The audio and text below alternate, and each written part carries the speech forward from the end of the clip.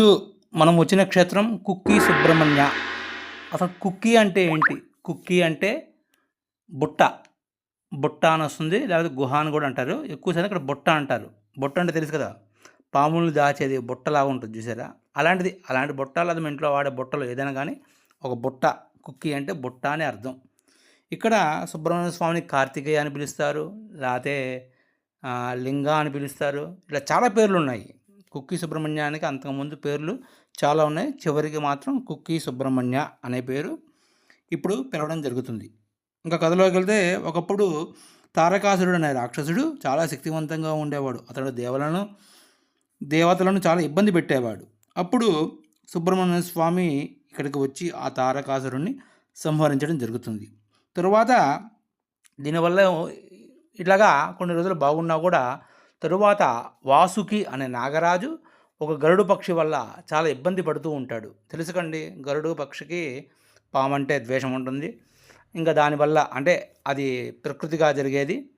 అప్పుడు ఆ వాసుకి వేడుకుంటుంది సుబ్రహ్మణ్యేశ్వర స్వామిని, నాయన నన్ను గరుడు ప్రతిరోజు వచ్చి నన్ను చాలా విధాలుగా హింస పెడుతున్నాడు, నన్ను కాపాడండి అని చెప్పేసరికి అప్పుడు సుబ్రహ్మణ్య స్వామి వచ్చి ఆ యొక్క వాసుకు మీద కూర్చోవడం జరుగుతుంది. ఇంకా అలాగే స్వామివారు అక్కడే స్వయంభూగా వెలవడం జరిగింది.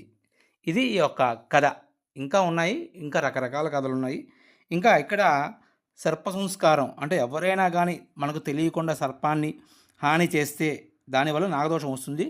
దానికే ఈ సర్ప సంస్కారం అనే పూజ ఉంటుంది. అట్లాగే ఆశ్లేష బలి పూజ, ఇలాగ చాలా రకాలు ఆశ్లేష బలి పూజ కానీ, సర్ప సంస్కారం కానీ, ఇంకా రకరకాల పూజలు ఉన్నాయి. అలాగే నాగప్రతిష్ఠ కానీ. నాగప్రతిష్ఠ మనం ఇక్కడే ఎందుకు చేయాలి? వేరే చోట్ల చేస్తున్నాం కదా. చాలా గుళ్ళు ఉన్నాయి కదా, మన ఆంధ్రప్రదేశ్లోనే చాలా గుళ్ళు ఉన్నాయి. కాదే అక్కడ ఉన్న విశిష్టత ఏమిటంటే అక్కడ వాసుకి తెలుసు కదండి, సర్పం. ఆ వాసుకి అనే సర్పం ధ్వజస్తంభానికి పక్కన గోడకి ఒక వెండి తొడుగు ఆకారంలో ఉంటుంది. అంటే ఆకారం ఉంది, దానికి వెండి తొడుగు వేశారు. అది తప్పకుండా చూడండి, చాలా బాగుంటుంది. ఇగోండి ఇట్లా ఉంటుంది మెయిన్ ఎంట్రన్స్. ఇది మెయిన్ ఎంట్రన్స్ గుళ్ళోకి వెళ్ళడానికి. చాలా బాగుంటుంది. రోడ్డు అంతా బాగానే ఉంది, కొంచెం రోడ్డు జాగ్రత్తగా వెళ్ళాలి. బాగానే ఉంది అంటే కొంచెం రోడ్డు చిన్నది కదా, కొంచెం స్పీడ్ తగ్గించి పోనిస్తే బెటరు. కాకపోతే ఇక్కడ మనకు రాత్రి అయితే మనల్ని పంపిరు.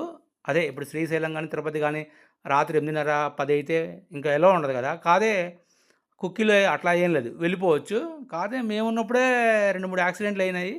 జాగ్రత్తగా పోనిచ్చాలి ఏదైనా కానీ. బస్ స్టాండ్ ఉంది, అంతా బాగానే ఉందండి. ఒక ఊరిలాగా బాగుంది. చాలా అంటే చాలా ప్రకృతి వనంగా ఉంది. చాలా బాగుంది, సుందరంగా ఉంది. చెప్పాలంటే మంచి సువాసన వస్తుందండి. అసలు అక్కడ వెళ్తే మంచి సువాసన, ఏదో సుగంధ ద్రవ్యాలు ఏదో మన మీద వెదజల్లినట్టుగా పడితే ఎలా ఉంటుంది, ఒక మనిషి అట్లా ఎవరు వెళ్ళినా కానీ మనకు ఒక మంచి వాసన వస్తుంది.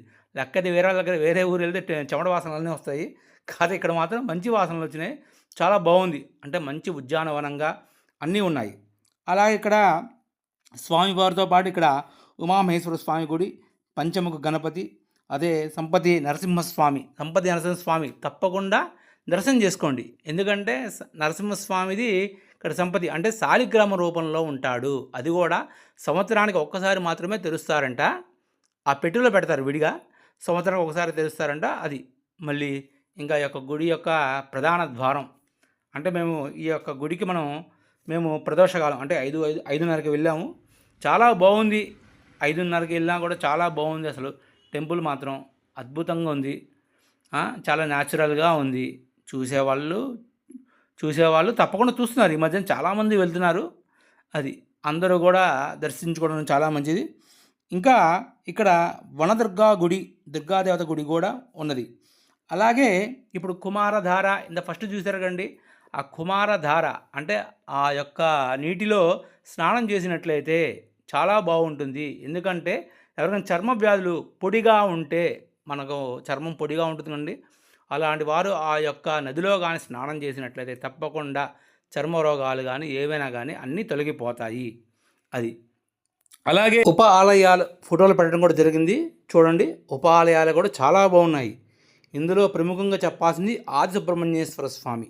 మరి కొద్దిసేపట్లో ఫోటో వస్తుంది. ఆది సుబ్రహ్మణ్యేశ్వర స్వామి అంటే మొదటిగా వెలిసింది ఆ ఆది సుబ్రహ్మణ్యేశ్వర స్వామి కాబట్టి అది కూడా చాలా బాగుంది. తప్పకుండా మీరు అది పక్కన ఉంటుంది వేరే టెంపుల్లో.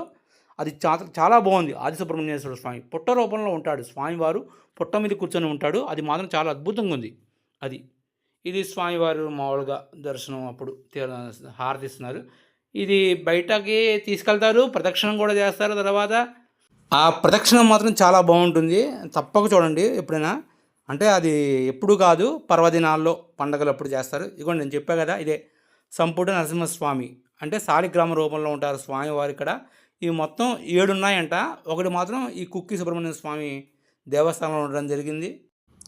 ఇదిగోండి నేను మొదట చెప్పింది ఇదే ఆది సుబ్రహ్మణ్య స్వామి. అలాగే స్వామివారు ఇక్కడ మూల విరాట్, స్వామివారు మూల విరాట్గా ఇలా ఉంటారు. కింద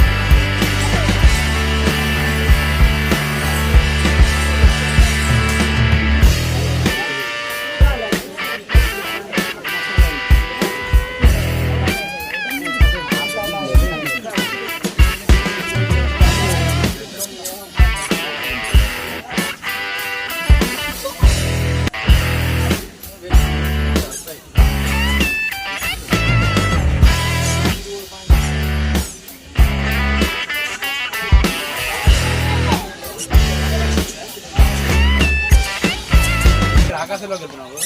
15 సెకండ్స్ కదా,